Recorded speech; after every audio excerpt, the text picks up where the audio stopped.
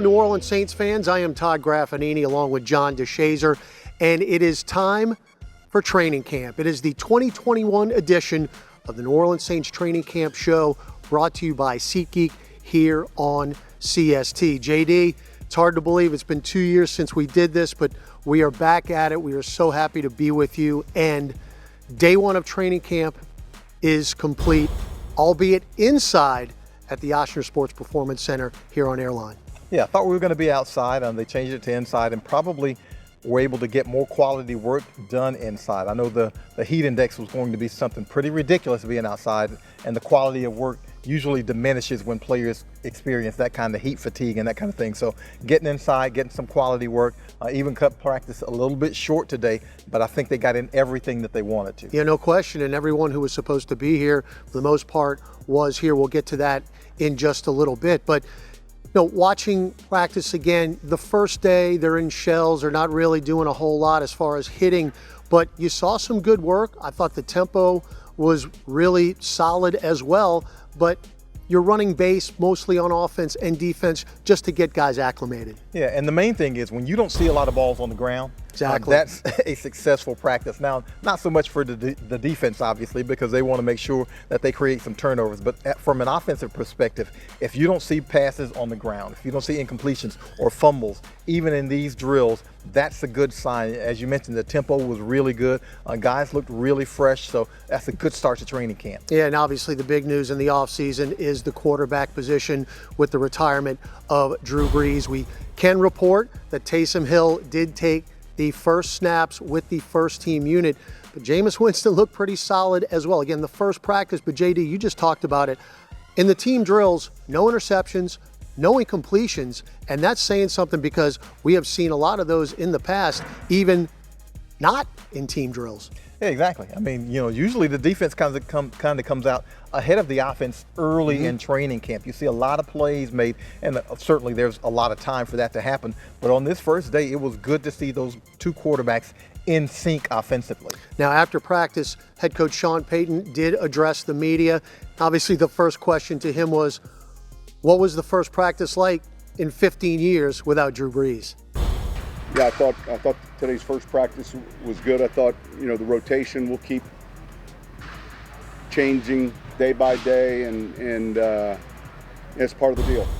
Coach Payton was then asked about the evaluation of the quarterback position, and here's his answer. We're evaluating kind of everything we're seeing. We're charting throws. We obviously understand what group they're with and all those other things. Now, yesterday when General Manager Mickey Loomis and head coach Sean Payton addressed the media prior to training camp, probably the largest topic was Michael Thomas, the wide receiver, being put on the PUP list and his surgery on that ankle just occurring very recently.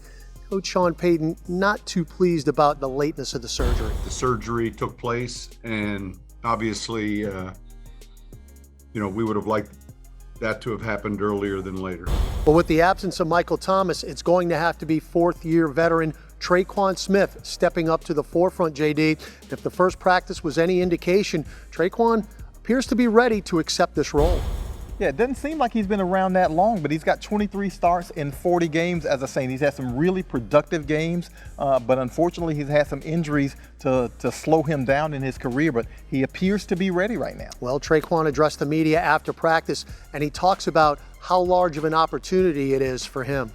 It's wide open for me right now. Sadly, Mike being gone for, how long he's going to be gone, so the opportunity is basically up to me. If I do what I got to do and I focus on my plays and myself, I feel like the opportunity can be substantial. Thank you so much, Traquan. When we return to the New Orleans Saints Training Camp Show on CST presented by SeatGeek, it'll be John DeShazer's exclusive interview with defensive end Marcus Davenport. Stick around for more of the show. Well, we're here with Saints defensive end Marcus Davenport, 2018 first-round draft pick. A guy whose star is on the rise. And Marcus, now last time we saw you last season and ended, blonde hair. Now you still got the frost tips I see, but not the complete shot blonde. What are we doing here? Really, we're making transition. I got lucky. It started to grow out, and I was even thinking about going like platinum blonde, but I would have to dye my hair more. And I'm like, I'm gonna let it heal up. You know, Okay. It was a whole head last time, so I'm gonna let it heal. Well, that's a good look for you. I got to admit, that's a good look for you. Good look for a defensive end, especially a guy who plans to create some havoc. But I think last time we talked to your son, at some point this offseason, you mentioned that last season you kind of lost track of how good you are. And so how does that happen, and how do you recapture it? I have to say it really started happening with the injuries, and from there just coming back and not being the same person I was, especially in training camp. I feel like I made a powerful transition, and I feel like I was getting on my way. But you know, it's just one of those things that you have to go through, and it's a part of life.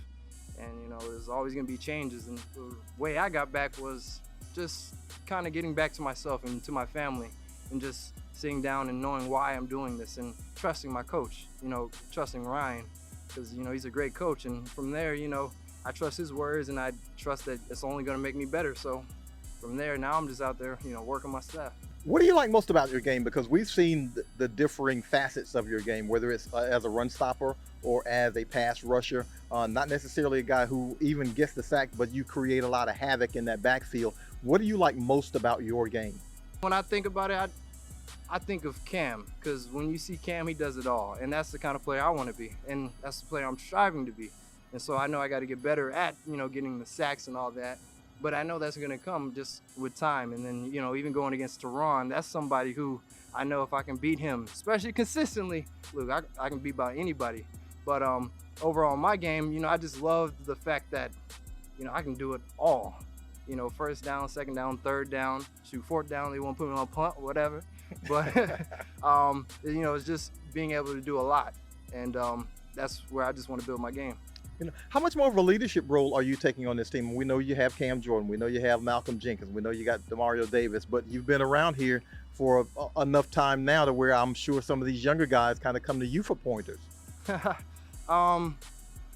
Y'all say leader. I say, you know, just being myself. I can't necessarily not help somebody, especially if I see them and they got a good heart. And, you know, some people listen, some people don't. But I think just depending on myself, it's the only thing that I would feel bad not doing is not putting it forth. Personal life. Marcus, ladies and gentlemen, is involved dating a New Orleans young lady. So he's rooted here now. He's rooted here now. So how's that going? I mean, you know, you've got a little one, family pretty much. How is that? Does that help you professionally as a football player? Yeah, I can say I'm blessed. 2 young boys, 3 and 1. But just being here, I was able to build my home and learn more about the city, and my people are from here, so it's even great to be here and be able to grow up and just, you know, see the community and everything grow, and then, you know, raise my own family here. And I can just say I'm very blessed. You know, she takes care of me. I'm the lucky one. Yeah, she takes me out on dates. So, but it's going great. You know, I'm really lucky. I can say, shoot, it's brought me another kind of piece this year. So. She takes him out on dates. I hope my wife is listening to that. I'm sorry, honey. I'm just kidding. That's Marcus Davenport here with our feature presentation on CST, and we'll be back with more in a minute. Welcome back to the New Orleans Saints Training Camp Show here on CST, presented by SeatGeek. Todd Graffanini, John DeShazer with you. JD, Drew Brees has gone into retirement. No more number 9 on the field, and with not only the production at quarterback comes that leadership role that we've gotten so used to Drew having. Other guys are going to have to step up now. That was a really big topic post-practice here in day 1 of training camp. Well, think about it, Graf. For 15 years, Drew Brees' face has pretty much been the face of this franchise. When you thought about the New Orleans Saints, you thought about Drew Brees. And now, to not necessarily replace that, but to not have that, other people have to step into that void. Specifically, Demario Davis, who we've already seen in that type of role the last couple of years when Drew Brees has not been on the field. And Demario Davis has some very good insight on being a leader on this team. Leadership is a lifestyle. It's not something you turn on in the locker room. It's not something that you turn on game day. It's so much that goes into that. And most of it is just about being an example. It's on those leaders to step out in front to to exemplify and be an example of what our culture is. You know, it's a reason why we've had so much success, you know, over the past 3-4 years. It has to do with the culture. Well, JD, it's hard to believe, but Alvin Kamara is starting his 5th year in this franchise. He has really gone from rookie now to veteran, and he, I believe, is going to be looked upon as a leader itself. But I think his approach is going to be a little bit different than Demario Davis's. Yeah, Alvin, kind of a quiet guy, but he's a superstar on the field, but off the field, somewhat quiet, unless you follow him on social media, but somewhat quiet off the field. Trick myself into believing that I need to be Drew to lead this team. You know, I think my biggest thing is just focusing on being me and how I lead and doing that every day. Well, that's going to wrap up our first edition of the New Orleans Saints Training Camp Show here on CST. JD, get ready for tomorrow because the fans will be here on Airline at the Oshner Sports Performance Center, and we will be outside, not high and dry in the cool inside. Get ready for tomorrow. Yeah, let's get ready for it. Everybody be prepared. If you're coming, hydrate, hydrate, hydrate. Day 1 is complete. Myself, Todd Graffanini, John DeShazer, thanks for joining us. We will see you tomorrow for Day 2 of the New Orleans Saints Training Camp Show right here on CST.